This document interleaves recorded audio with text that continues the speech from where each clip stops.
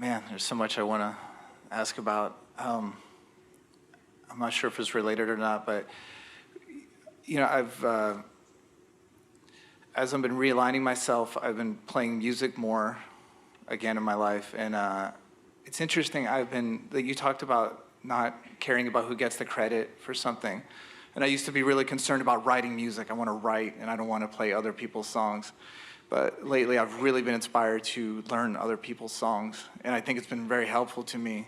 Well, it certainly does give you an opportunity to feel the harmonics of something that somebody else already figured out works, and it helps you to practice the vibration of that feeling. Okay, that makes a lot of sense.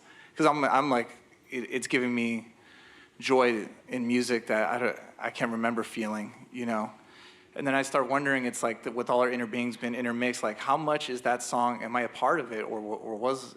Yes, because you're the new translator of it. It's never been played like that before. It has never been what it is now, ever. Okay, I love that. Sometimes people will say, well, I really admire this dead musician or this dead composer or this dead painter or whoever it is. So now that they are dead, I will channel them. And we say, they don't have to be dead for you to do that, because there's an energy stream of them and their inner beings are contributing. Consider it from this framework. When you think a thought, that thought thinks.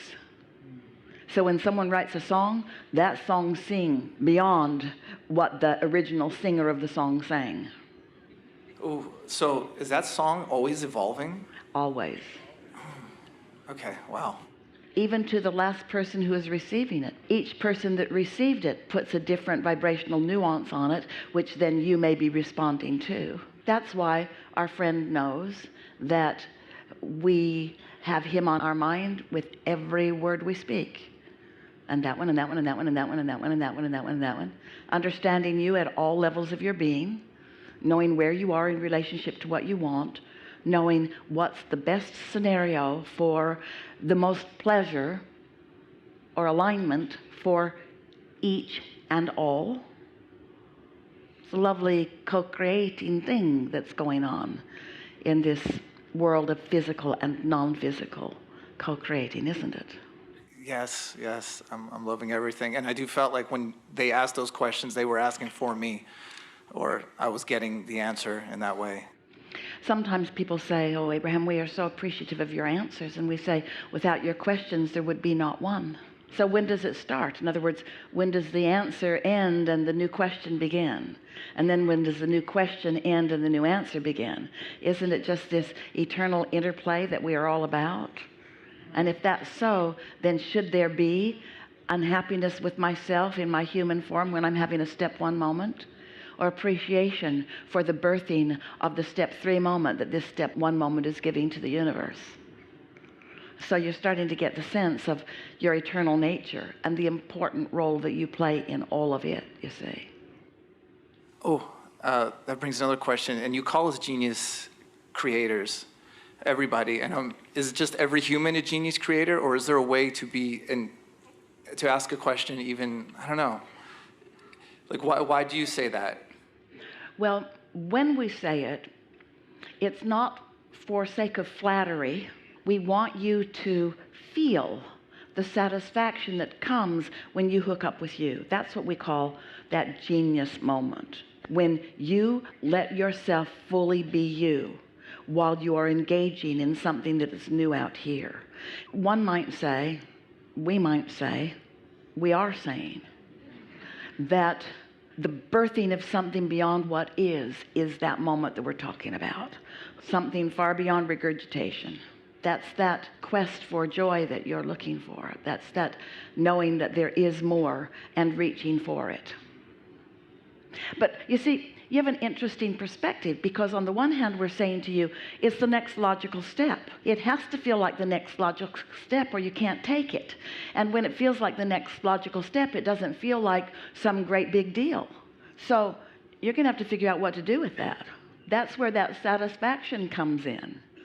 Humans are so accustomed to having such a big gap between their desire and their letting it in, that they want the band to play and the champagne to flow whenever they do a little bit of allowing. And we want there to be such a subtle gap between what you're reaching for and letting in and what you're reaching for and letting in, that you are in a continual state of satisfaction at varying levels of being. That's really what you intended.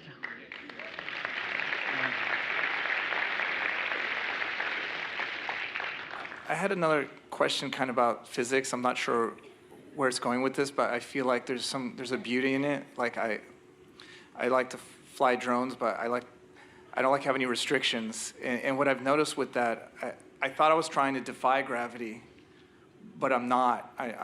I'm dancing with it, you know, and I'm feeling that kind of flow. And I can't help but to see that pattern in everything, like in dancing and in music.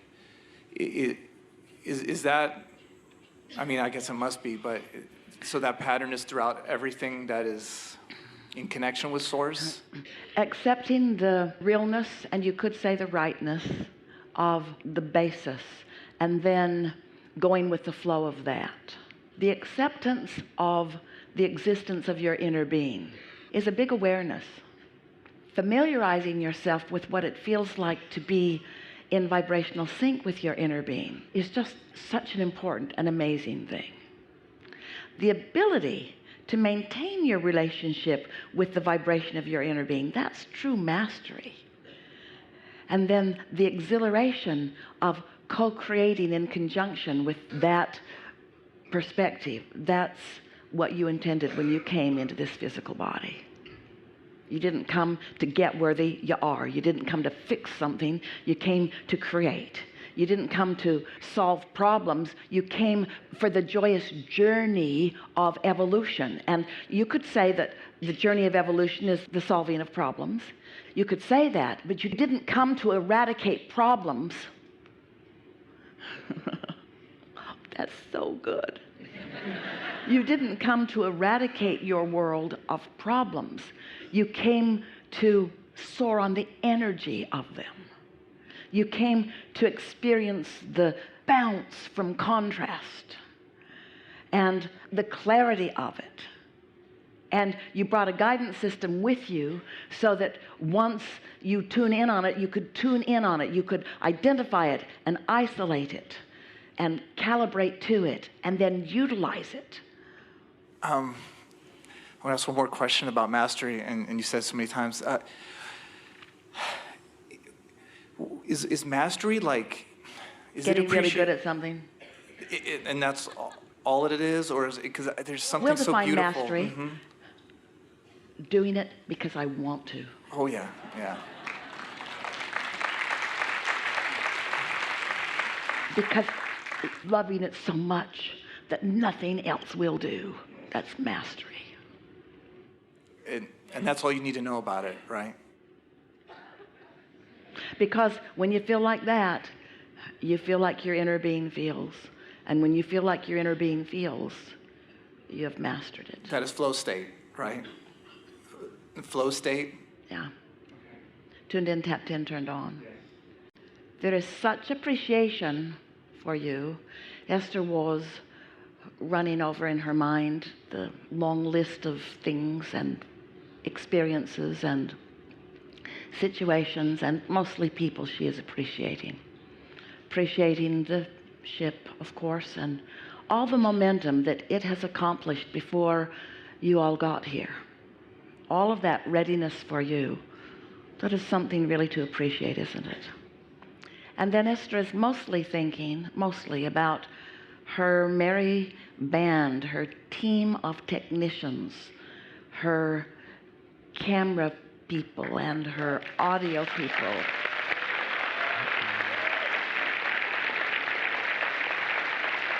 So many people, some of them out where you can see them and lots of them behind the scenes, and all of them doing it because they want to.